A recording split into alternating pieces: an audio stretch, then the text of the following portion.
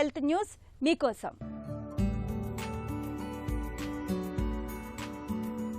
వయసులో ఉన్నప్పుడు ఎలా ఉన్నా వయసు పైబడ్డాక కాస్త నలుగురికి సాయపడడం మంచిదని చెబుతోంది ఒక తాజా పరిశోధన. చుట్టుపక్కల వాళ్ళకి సాయపడే వృద్ధుల్లో మతిమరుపు లాంటి సమస్యలు బాగా తక్కువగా ఉంటున్నాయని పరిశోధకులు పేర్కొంటున్నారు.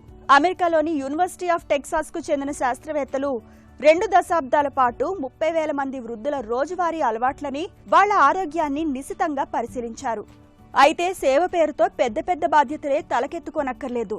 ఏవైనా సంస్థలతో కలిసి పనిచేయాలని లేదు. ఇరుగు పొరుగున ఉన్న వాళ్ళకి అవసరమైనప్పుడు లిఫ్ట్ ఇవ్వడం, వాళ్ల పిల్లల్ని కాసేపు ఆడించడం, చిన్నపాటి రాతకోతల్లో సాయపడడం, ఇలాంటి చిన్న చిన్న పనులు చేసినా చాలని చెబుతున్నారు పరిశోధకులు. వారానికి ఒక 4-5 గంటలైనా ఇందుకోసం వెచ్చిస్తే మేలని వాళ్ళు అంటున్నారు. ఎంతటి వారికైనా సరే వయసు మీద పడ్డాక మెదడు చురుకుదనం తగ్గుతుంది. కానీ నలుగురికి సాయపడే వారిలో ఆ తరుగుదల 20% ఉంటుందని ఈ పరిశోధకులు చెబుతున్నారు. చుట్టుపక్కల వాళ్ళకి తలలో నాలుకగా ఉండడం వల్ల కలిగే సంతృప్తి మెదడుపైన అనవసరమైన ఒత్తిడిని తగ్గిస్తుంది. ఇది మలి వయసులో ఆరోగ్యానికి ఎంతో ఉపకరిస్తుందని పరిశోధకులు చెబుతున్నారు.